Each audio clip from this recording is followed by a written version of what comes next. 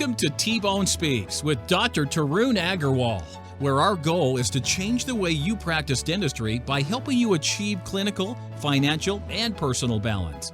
Now, here's your host, T-Bone.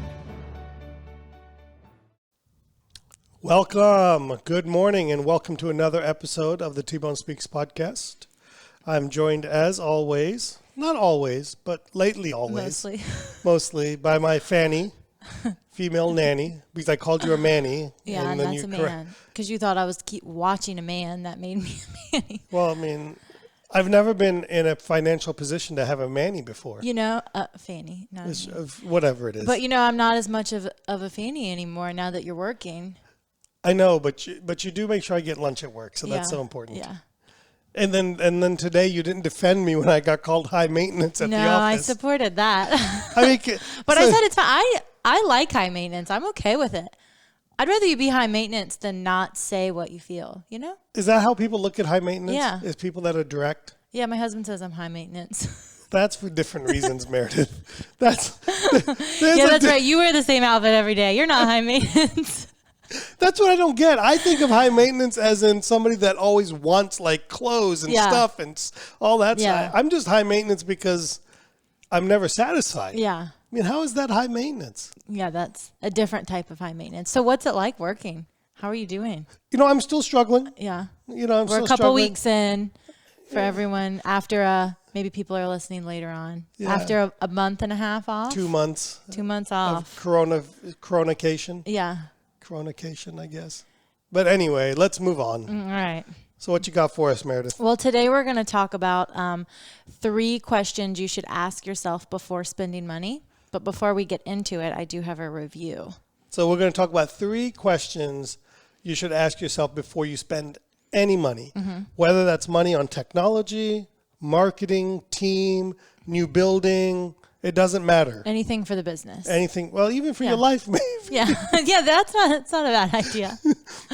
Yeah. But this can relate to a lot of different things, I think, not just dentistry too. Yeah, absolutely. So I'll let you back to our review. All right. Because we're still getting them, right? Yeah. Good. So if you guys have any free time. Because I'm going to stop doing the podcast if we don't get reviews. Okay. So if you guys have any free time, please leave us a review at Apple Podcasts or wherever you listen to your podcasts. So I'm new to listening to this podcast, and as a recent grad, I'm gaining a lot of knowledge over many different topics. I really love all of the actionable stuff T-Bone says, do, and the summary points made at the very end.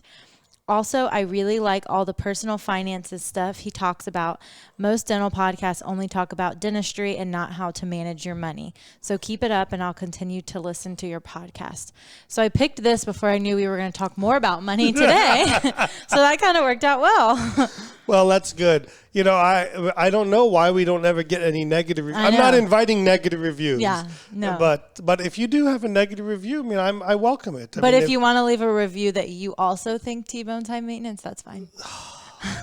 But listen, but now that I think about it, why would somebody leave a negative review? They're not listening to the podcast. Somebody that's listening every week is finding it good. Right. They're just going to stop listening, so they're not going to know to leave a review. I guess. Whatever they say. All right. So what's going on with 3D Dentist? Well, we are going to continue. The live streams through the coronacation have been a hit. Yeah. So we are going to continue those. I think with the craziness of everyone's everyday life, they enjoyed it, and we're able to not have to travel and that kind of thing. So we'll be able to live stream from our live courses going forward. Yeah, and you know, I think I was forced to really pivot and come up with a new idea. I've always had a fear that if we did it live, if we did a online version, that people wouldn't come to the live course. Right. But I'm convinced the people that would do it live, generally speaking, aren't the ones that would come to the live course anyway. Yeah. So I think we're going to be able to spread our message to more people. It's good business. And I think it's moving to that direction in the future. So that's there. So let's get into the podcast for this week. All right. So for the 3 questions you should ask yourself before spending money, I'll ask you the first question, T-Bone. Why don't we go ahead and kind of go over all 3 questions? I'll tell you what, I'll go over all 3 questions so people know, okay? So will the money I spend touch my customers? Will the money I spend on X improve efficiency that actually matters? And will the money I spend on X actually generate revenue? So those are the three questions that we're going to look at today. And we're going to have some different examples, talk through some things, some ideas that may come up, and kind of go from there. So, Okay. Well, let's get started on the first one. let's do that. Will the money I spend touch my customers? Well, I hope the money you spend does touch the customer. So, what I'm thinking about something like that is, first and foremost, will your customers actually notice the difference? Right. So let's think of something very simple. Okay, I want to paint my walls in my office a new color. It's going to cost, let's call it $3,000, $4,000, $5,000. What do you think it would cost to paint the office? Somewhere in that Yeah. ballpark, Yeah. $5,000. Let's call it. Yeah. Would somebody notice that? Yes. Okay, so to me that means it's touched the customer. Especially if it was that brown color it was before we painted it. Hey, don't complain about the colors I picked versus the color Mona picked. Okay? I wasn't there yet. So that's something that actually touches my customers in the Yes. sense that they notice that difference, Then another thing about that is, will it benefit them? So now let's ask that. Is painting my walls actually going to benefit my patients? Probably not. Probably not, right? So, so now we got to weigh that out. So is painting the walls something that I want to do, or is that something that actually is going to move my business? That's just something you want to do. In our particular case, because Right. it's not like our walls are Right. smoke colored or, Yeah. smoke filled Dirty. or wallpaper that's peeling off or something Yeah. like that, right? So maybe that's money that maybe I was because I was intending to paint this year, but maybe that's something now I need to look at pushing off until maybe next year or in the future, because it's like buying a new car. Do I really Yeah. need a new car right now? Yeah. No, the car I have works fine. So, maybe Unless instead- it's really dated. right, but that's what I'm saying. Yeah. So will like it right benefit- now we have a light gray. Yeah, so it's totally cool. Yeah. Nobody's going to notice the difference. People haven't even noticed a sneeze guard yet. Everybody notices the sneeze guards. They go around them, by the way. Do they really? Yeah. Unbelievable. I'm not sure what good they do, but And another part of it, of touching customers is, will it attract new patients? Okay, or patients directly. Right. So again, is painting a wall going to Yes. make No. maybe send a picture out there that I need to go to Right. this office? It's not going to, right? No. Now let's substitute that in for some technology. Okay, probably the most common technology I get asked about is CEREC. Okay, so I'll have you answer that question as a patient, Meredith. So would you notice the difference if I had a CEREC machine in my practice, yes. assuming I actually used it? Right. Right. If it just sat in the corner, Because I would probably see somewhere in your marketing that you do crowns in one day. right? And So- I've been going to a dentist for 10 years and I have to go back every time. right. So that might help us attract new patients. Right. And does that type of investment actually benefit the patient? Yes. Absolutely. I only right. have to take one day off work. Right. So it answers yes to the majority of those questions, Right. right? And so now let's look at it as a team member. Because in our conversation around this, we were talking about how we would look at this, not because it started off as a conversation around technology. Yeah. And then I said, well, what about marketing? Or what about team members? Or what about renovations? And really those questions apply across the board, right? Right. So it's the same thing. So now let's say, if I get a new team member, will my patients notice the difference? Most likely, yes. In a good or bad way. Yeah, unless you're named all the same. We had 2 Jessies, 2 Whitneys. It's like, are we even getting new people, or are we just renaming people? Would having more team members benefit the patient in our practice right now? Yes. How?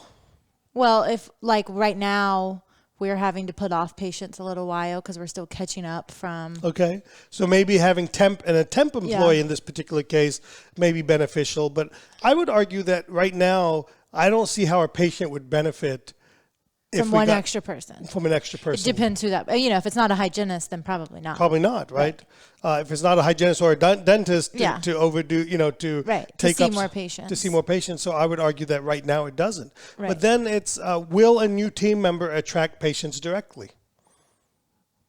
Depends how popular they are in the community. Well, it depends what they what do. procedures they have to offer. Or even, let's say I hired a person that has let's say I hired a front office person that also has a marketing background. Yeah. Would that help me? Or if they were Insta-famous. Or they were Insta-famous. Yeah, that would help. That would help, right? Maybe Right. not the type of help I want, but nonetheless, it would help, right? So these are some of the questions that I kind of put myself through when I say, will the money I spend on X Right. actually touch my patients, okay? Yes. Touch my customer. And will they notice a difference? Will it actually benefit them? And does it help attract new patients directly?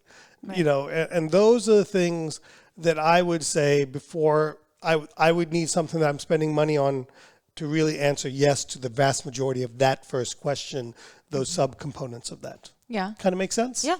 All right. Did I do pretty well there? Yeah, I think another thing about attracting new patients directly and touching the customers would be hiring another dentist. Right. When you're looking for an associate, hiring somebody who has a lot of Invisalign background or a lot of cosmetics, and they're known for that. That would be what we call a unicorn. Yeah. That would help bring in new patients. In the associate world, we would call that a unicorn. That's Yeah, like but some experience is better than none, right? or absolutely. Well, if you're given a choice. Yeah. Right. I would argue that even an assistant or a hygienist Right. that's come out of an office that has those experiences would be good, as long as they're not a member of the ADHA. Yeah, we'll touch on that one a little bit later because that might Okay. not touch the customer directly. Right. Exactly. So we'll get started and move on to the next one. Will the money I spend improve efficiency that matters? That's a great topic. You know, I think I'm misunderstood when I talk about I'm not super focused on efficiency in the practice. And, you know, I just don't find efficiency to be that big of a thing on most of the things that we do in dentistry. And what I really mean by that is, I'll give you a great example, okay? Probably about 15 years ago, it's dating myself a little bit, there used to be these things called plasma light curing light, and they would cure composite in 3 seconds versus... What happened to them? I think they were exploding teeth or Yeah. something. I don't know. But versus 10 to 20 seconds. Right. Okay. And the thing was, people were out there, some very famous people in dentistry were out there saying, this thing saves me an entire 4 hours a year, 5 seconds at a time. Right. So the real question I have when it comes to efficiency, you know, when I talk about efficiency is, does it actually make me schedule differently? Right. You didn't start scheduling your appointments for 55 minutes instead of an hour. Well, not even 55 minutes. It would be 59 minutes and 30 seconds Yeah. versus 60 minutes, right? Right. You just spent more time in hygiene. Right. Or I spent more time sitting in front of my computer. Yeah. Right. So when we start looking at efficiencies, you know, efficiencies are important. I don't want Right. anybody to misunderstand me when I say that. Efficiencies are important, but efficiency has to result in a change in the way you schedule treatment. Okay, so that technology, for example, I'll give you a simple example. I switched from a Toffel-Meyer matrix in 2001 to those rings and bands, and it improved efficiency, but it also improved clinical outcome. So while it didn't make, you know, Toffel-Meyers are pretty quick and easy in the, you know, Yeah. compared to these rings and bands in the beginning, but I had more predictability. I had more consistency. So that was a great investment. So I would tell somebody that's using Toffel-Meyer matrices, you don't even know what I'm talking about, do you? No, I know what you're talking Because about. the Yeah. thing, you know, that we squeeze around the Yeah. tooth. Twist. No, this was when you had the metal one. You haven't even seen that. No, I have seen one. I didn't know what it was for, but I've seen one. You're so spoiled, Meredith. I saw I've used the disposable one. Yeah, those are not that bad Yeah. with the little thing. But, you know, something like that is a good investment. Right. You know, that makes sense. Yeah. And, you know, I know somebody you're listening, you're like, oh, God, that, of course, it's like $4, Right. you know, compared to $3. But so let's take a look at that. Does, for example, a microscope, and I have a microscope, okay? Yeah, and you love it. And I love it, right? Spoiled. High maintenance. Here we are. Here we go again. High maintenance. But does the microscope does it improve efficiency that matters? And the answer is probably no. Right. Now, maybe you're at a point where luxury spend is okay, but maybe you're not at that point. Right. And I would argue that 80% of people listening are not at that point. Probably not a necessity. It's not a necessity, right? Yeah. So we have to kind of think of these things in that way, that, is it improving an efficiency that matters? Are we going to schedule differently that? Another part I would look at is, another part I would think about there is this, if I spend money on X, will it help me do more procedures that I like to do? So, for example, I'm thinking way out of the box here, just trying to give examples, is if I could get something that would cut my filling time in half so I had more time to do implants, would that be a worthwhile investment for me? Yes. Absolutely, right? Right. But would I be interested in cutting my filling time in half to do more fillings? No. I get it. Maybe that makes money, Yeah. but that's not really What you're moving me looking for. in the direction that I want to move Right. right now. Do you have an example of something in this category? Types of procedures you want to do. So for a team, it would be, if you wanted to hire assistant who hadn't been trained in a specific procedure versus a team member who had already done a specific procedure. Yeah, whether so sleep, ortho. Yeah, great. Like if you were in, and this is this is one that I really struggled with early in my career, and probably until about 4, 5, 6 years ago, and you might agree until now even, is I would have a tendency to look for a inexperienced assistant because they cost less, versus looking for somebody that may have been $5, $6, $7, $10 more, but they came with experience in areas that could help my practice, right? Right. So I think that's a super important point to bring up, is when it comes to that. Now, along the same line of team members, another thing I would look at is, if I spend money on X, is it more reliant on the doctor or the team member? So in other words, for example, if I spent, I'm going to use the microscope as an example, okay? And again, I like microscopes, okay? If I buy a microscope, is it helping my assistant really? None. Not really, No. right? Somebody can argue, the assistant has, because they make microscopes where the assistant's going to look into. I just want to see the two of you guys doing that. But it doesn't really help. In fact, I would argue it blocks it a little bit. I would argue that it makes the practice more reliant on me. Or let's use this as an example. Let's say I'm going to, and this goes into the mindset of when you purchase something. Let's say I'm going to buy a CEREC machine, for example, okay? And I'm buying it for me to use. Yes. That's not helping. I'm not saying it's bad, but it's not, you got to go into it with the mindset of minimizing the dependence on the dentist. Yeah. And I don't think people understand that as well as I want them to understand that. Is so much about what we're doing is about minimizing the need for us. Because I hear it all the time I hear it so much from dentists, and I heard it from myself so much, was that I just feel like I can't leave the office. I feel like the office doesn't survive. The operatory even sometimes. It doesn't operate without you, right? So whose fault is that? Right? Yours. At the end of the day, that was my fault because I kept doing things or adding things, and I kept putting more and more on my own plate because of the decisions I was making or the mindset behind those decisions. Yeah, so I think a good example of that would be with the CEREC, like you said, if you were going to buy a CEREC, you know, and for the doctor to use, yes, that's going to improve your efficiency, but you can train your assistant to design those crowns. It may take a little bit longer, especially in the beginning. Right. It may not be perfect every single time, but that gives you the freedom to do other things, to leave the operatory, to start another patient, to see hygiene exams, and come back stress-free, still moving forward with the procedure. I'll use the example you talked to me about earlier is my implant restorations. Yeah. Like, am I faster at doing them? Sure. Yeah. But now I don't have to touch them. Right. Whitney does them all. She sends me she takes her phone and she sits there on the computer and she takes a video of moving it around and she says, is this approved? Yeah. And I say yes or no. or I say make this change, make that change, or I say no, it's perfect. And so that's, to me, that's efficiency that matters. Right. That's really efficiency that matters.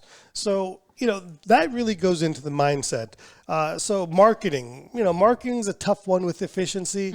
Marketing, I would look at, is it moving me towards the practice I want? Because this is a good one on marketing, is if someone came to me and said, I'm going to get you more general dentistry patients, what would I say to them? No, thank you. No, thank you, right? Because Right. hey, I take enough insurances Thank where you, that's, but no thank that's you. covered, right? Yeah. But if somebody came to me and said, hey, we're going to get you some more patients with sleep, I would say, okay, that's an efficiency that matters. And here's why I say that. And I use this example in a lot of my lectures, is every sleep appliance I do is 15 fillings I don't have to do. Yeah. So to me, that there's a level of efficiency there, right? So if we can do something like that, that makes me more efficient in the sense that I can do less dentistry, I can see one sleep patient or 15 filling patients, Right. That's a good investment. 2 Now, days of work. That's Right. 2 days of work you can take off pretty much. for every sleep Yeah, appointment. or probably a day. I shouldn't tell you that, though. I'm going to work a little bit less. Yeah. So I think that covers efficiency that matters. Yeah. Pretty well. Yeah. So what were the things we've covered so far, Meredith? So far we've talked about the money you spend touch your customers, and will the money you spend improve efficiency that matters? Okay. So the last question we have is, will the money I spend actually generate revenue? Yeah, this is obviously a super important Probably one, right? the most important, right? For business, at least. Yeah, absolutely. Well, I would argue that even in personal life, Yeah. does it actually Pay good the in- bills and I want to say and this. give you a life. I want to say this on in regards to this is, so often we talk about return on investment. Like I put 50 grand out of my pocket. I need to get this. Yes. But I think there needs to be a return on investment on the risk Right. that you take. Yeah, I put $10,000 down, but I borrowed 100 grand. Right. Right. So my return on investment should be based on the risk I take, because if it doesn't go right, I'm on the hook For that money. for that too. 100 grand, right? Yeah. So the return on investment is not just the direct cash spend, but also the spend The that full you value. make on the risk Yeah. and the debt that you take on. So I think we should, borrowing money should provide a return, because you're taking a risk. You're putting money on the line. And I said it, I think, a few episodes ago. I am not a fan of borrowing money beyond the useful life of a piece of equipment. So if we know, for example, that a piece of technology will change every 5 years, then don't finance it for more than 5 years. Right. A car. Car. A car. That's the And I'm starting to see, best example. and this is kind of on the personal and business side of things, I don't think a car lasts more than 5 years. A useful life of a car today is 5-6 years. Don't finance it for more than that. And we're Right. starting to see 84 months Yeah. and crazy stuff. They're right? just trying to get you to buy them. They'll do anything. Well, not even They're that. making it affordable. Well, they're making it affordable so that you will spend more. The price is going up. Because you too. can make it, instead of 60-month payments, we got 84 months. Yeah. And now I can buy a $30,000 car at 60 months, or I can buy a $40,000 car at 84 months, Right. and the payments are the same. And so the same thing, when I talk to people about technology and they go, oh, we'll finance it out. My bank said they'll finance it out for 10 years. I'm like, dude, it's a bad idea. Yeah. Because that technology is probably not going to last 10 years. Yeah. Now, here's what I'll say about a microscope. That thing has lasted me 15 years, Yeah. and it hasn't changed. No, because the technology of a microscope will never change. It's glass, you Yeah. know. So that's a good thing. So when we look at actually generating revenue, the first thing I look at is new procedures. First Yeah. and foremost, it's the most, and this is not what I looked at when I first started. Right. But what's most important to me today is, if I spend money on X, will it generate new revenue in new procedures? So, for example, if somebody came to me and said, hey, we can sell you this piece of equipment and it's going to allow you to add sleep apnea to your practice, I would be very interested in that. Right. Okay. Yeah, we already do sleep. Yes. So somebody listening, don't try to sell me something like that.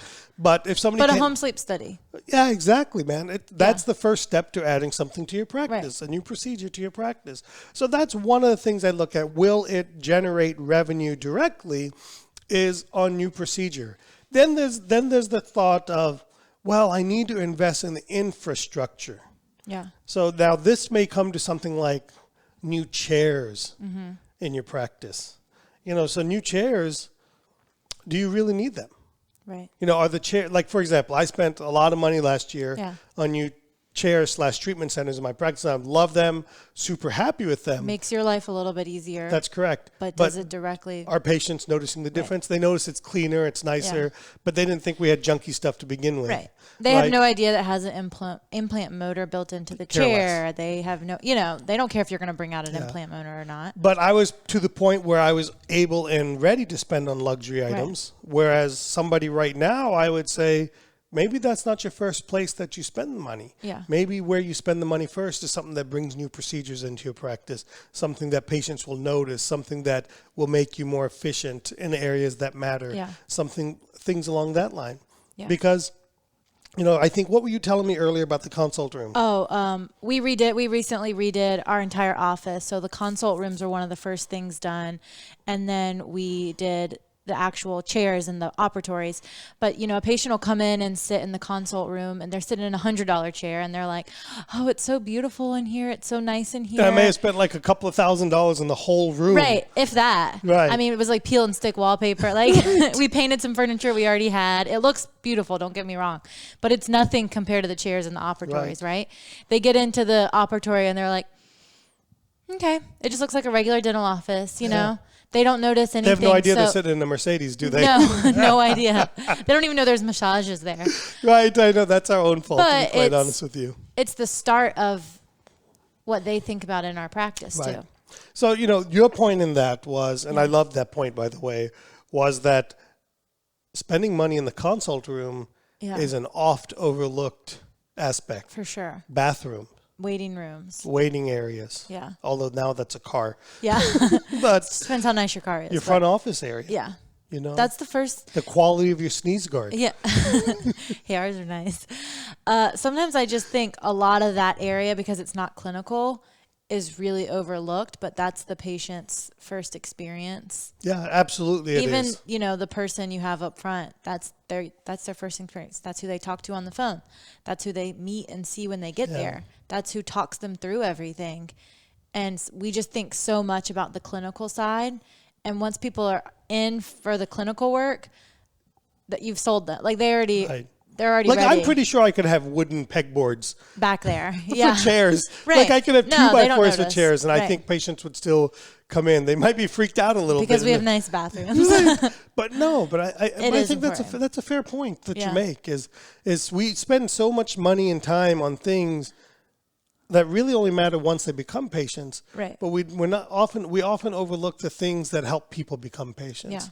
And that really matters. So infrastructure is nice, amenities are nice, but do they really generate revenue? Yeah. For example, I wanted to get hot towel warmers. Mm-hmm. We're talking about a few $100 things, right? Right. But for me, that's no big deal, a few $100. Right. But some people, for some of our listeners, a couple $100 matters. Yeah. Does that actually generate revenue? Can I charge for that hot towel? No. Yeah. I take your MetLife. For God's sake, you should give me a hot towel for taking your MetLife, So those are kind of some of the things that, that I'm talking about when you invest in your practice. One area that I'm really looking at very closely is digital impression scanners, and how I think, and I'm going to get in a little bit of trouble for talking about this. Yeah. Okay.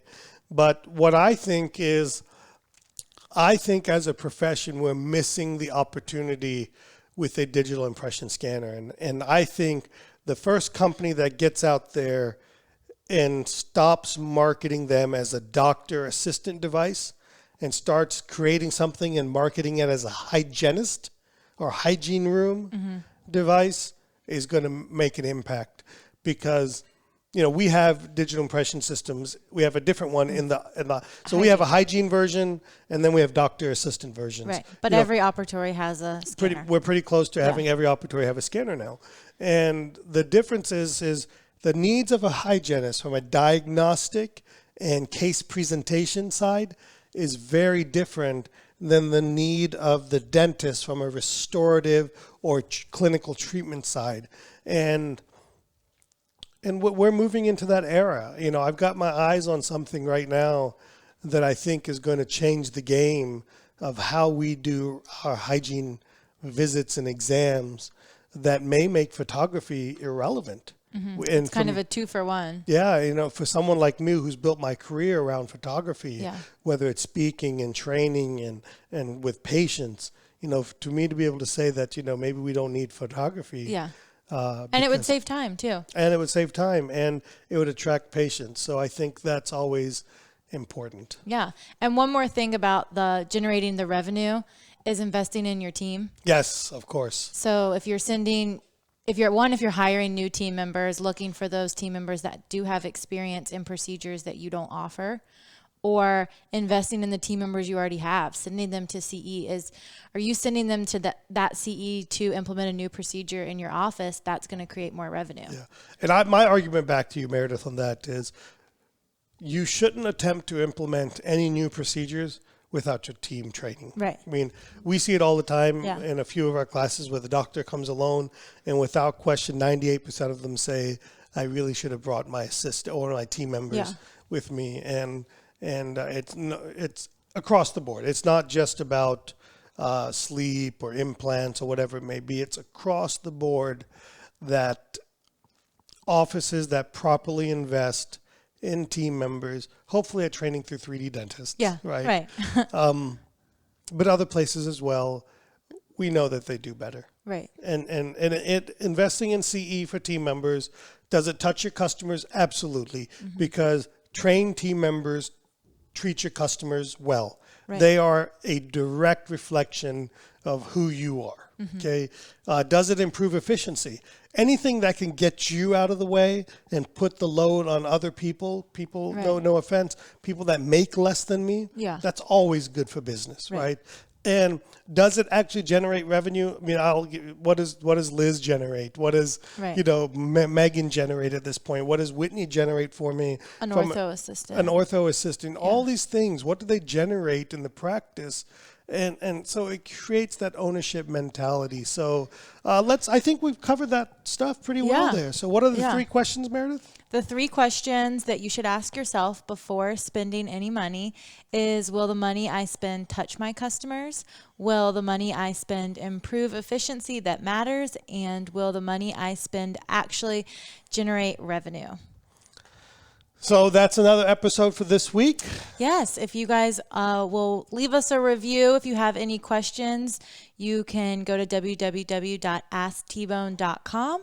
If you have any questions about 3D, you can email me at meredith@3d-dentist.com. And we'll see you next week. Yeah. And one last thing. Facebook community. Yes. 3d-dentist.com/community. All these people have already joined, but if you haven't. I know for a fact they haven't. Here's why I know, because we have more listeners of our podcast than we do members of our Facebook forum. So please do join our group, and we look forward to seeing you for next week's episode.